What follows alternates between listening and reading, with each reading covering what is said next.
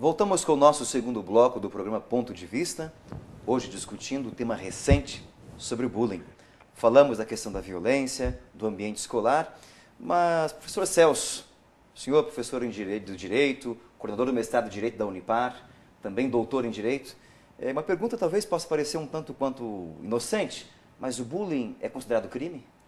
Bem, é difícil falar de crime se nós estamos falando de quem pratica e sendo crianças, né? Que muitas vezes são pessoas incapazes para responder criminalmente às violências que elas venham a praticar.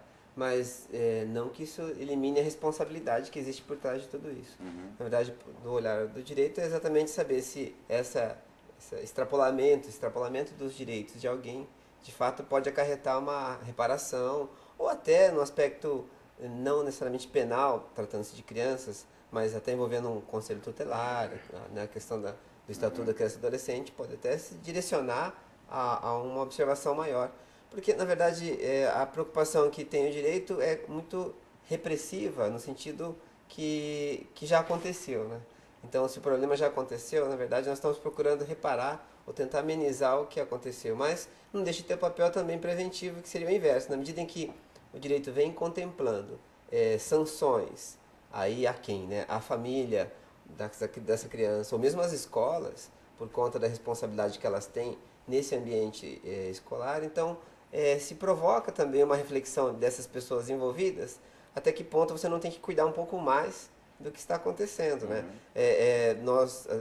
Uma observação assim, se há um problema de desrespeito a uma criança no ambiente em que a escola ciente fecha os olhos, não toma as providências devidas ou não toma providências que são inócuas, já há decisão condenando, por exemplo, escolas, né, pela responsabilidade que tem nesse ambiente. Pode ser, a escola pode ser processada. Pode ser responsabilizada, mas desde que ela também não tome alguma atitude que de fato procure eliminar isso, né? Porque o grande problema que se tem até nesse ponto, a importância desse momento histórico talvez, como o professor comentou, a professora também, que é um fenômeno que já sempre existiu de algum modo, mas que até pela própria evolução que nós estamos, no sentido de reconhecer direitos, saber que existem limites, saber que os direitos lesados podem ser reparados ou até exigir seu respeito, isso começa a provocar o aparecimento desses institutos que às vezes não apareciam, né? Então, o dano moral mesmo, ele surgiu há coisa de talvez 30 anos, de uma coisa forte no Brasil. Direitos da mulher em relação ao mesmo do casal que não era casado, também surgiu a coisa da Constituição Federal, comecei a trazer, isso foi em 88, né? Então, se for pensar, não é uma coisa tão antiga assim quanto a reconhecimento de direitos. Sim. Mas essa evolução, olhando o direito brasileiro em especial, ela encaminhou justamente para esse reconhecimento de outras situações que vão surgindo, de discriminações, que produzem não um aspecto só criminal, dependendo de quem pratica o ato, o autor desse ato, né? Porque como nós vemos exemplos que pessoas adultos podem ter atitudes que podem assim caracterizar, hoje que a gente fala de assédio moral dentro de um trabalho. Então, que de certa forma, analogicamente, é o bullying, né, dentro de um contexto de serviço, de trabalho mesmo. E existem leis já tramitando no Congresso ou no Senado com relação ao bullying? Então, existem projetos. Projetos. Existem projetos, pelo menos não vi nada aprovado. Existem até algumas normas municipais. Eu comentava da existência de uma norma em Porto Alegre, se não me engano. E alguns municípios criaram normas. Mas não são normas que podem, por exemplo, caracterizar crimes, porque existe uma competência para legislar sobre crime. Mas volto a dizer, crime de quem, né? Se for a criança que está praticando, né? O pai vai ser punido criminalmente, mas há a possibilidade, então, de criar mecanismos de reparação. Porque nós temos os dois lados. O crime, que é uma sanção que vai ser a liberdade dessa pessoa, de alguma forma, e a questão civil, que é a reparação monetária do prejuízo causado, que pode ter dois caminhos aí. Pode ter o caminho de um dano moral, que aí não é necessariamente uma questão material, por assim dizer, você não apura em quantificação por um bem material, mas pode ter questão material, que, por exemplo, um tratamento psicológico dessa criança e alguma coisa que possa levar à necessidade de reparar os prejuízos ou amenizar os prejuízos causados. Então, tanto há no Brasil, ainda que com pouca incidência, de condenações, como eu havia dito, de colégios, por exemplo, como também há de pais responsáveis, né? Porque o pai responde pelo filho incapaz, né? E pelo próprio Código Civil, então ele responde pelos atos. Então, se esses atos praticados necessariamente estão repercutindo dentro da criação, dentro da família, né? Então, mas aí, doutor Celso, a questão da recriminação da escola, é porque há denúncias, né? A criança chega em casa, denuncia o que está acontecendo, os pais vão à escola, faz a denúncia à coordenação, aos professores, e não se toma nenhuma providência. Não é simplesmente só porque aconteceu. Porque aí é esse ambiente protetor que eu estava falando, que a criança tem que ter segurança e as famílias também têm que ter segurança, porque às vezes o professor não observa, a escola em si, todo mundo que trabalha não observa, porque tem muitas crianças que têm essa prática, que são os agressores, que eles fazem de uma forma muito velada. Então, o bullying é uma violência velada? Como é que é? Talvez às vezes, depende da intensidade. Essa agressão, ela depende da intensidade. Tem o agressor, que a intensidade é menor, e tem agressor que a intensidade dessa agressão é muito maior.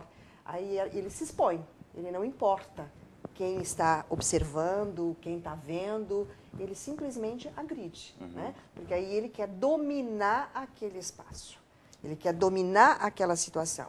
E aí ele faz o domínio justamente na criança que é inibida, que tem uma autoestima baixa, que também tem uma questão de agressividade não resolvida. Essa agressividade volta para si. O Celso falou da questão que não dá para incriminar ou ver uma criança, né, como um agente de um crime, né? O bullying é específico do mundo escolar ou ele pode abranger vida adulta, como por exemplo tem um projeto do professor Jorge, né, a questão do bullying, do trote universitário. Como é que é a análise da psicologia? Aí já passa uma violência, né? Porque não é o bullying, como eu disse, a origem, né, da palavra e esse significado num momento menor da vida, na criança e na adolescência.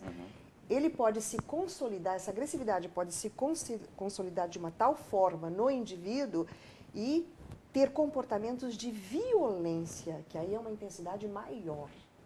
Mas não deixa de ter aquele cerne da questão de domínio, o trote, né? Eu estou, no caso, os veteranos, nós estamos dominando a situação. Então, eu na verdade, eu tenho lido, estudado o bullying como um ato de violência e não tanto de agressão.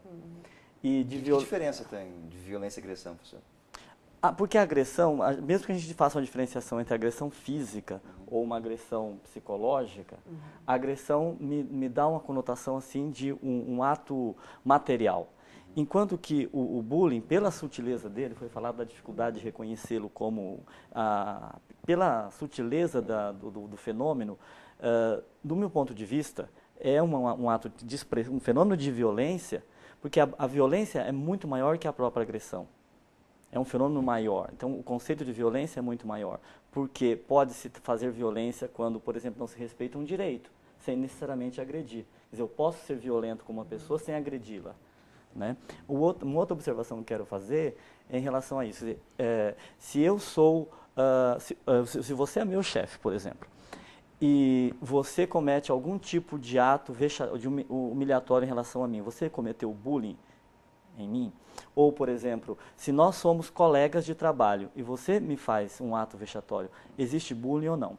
A literatura tem dito que o bullying é um fenômeno que se manifesta entre sujeitos que têm uma certa similaridade, ou seja, de alguma forma, uma hierarquia igual. Então, por exemplo, os alunos dentro de uma sala de aula ou numa escola, todos eles, apesar da diferença de idade, eles têm o mesmo poder. O local deles o local que eles ocupam é ser aluno. Todos têm um poder. O professor, na hierarquia, ele tem mais poder. Então, um aluno, segundo essa literatura, não comete bullying em relação ao professor.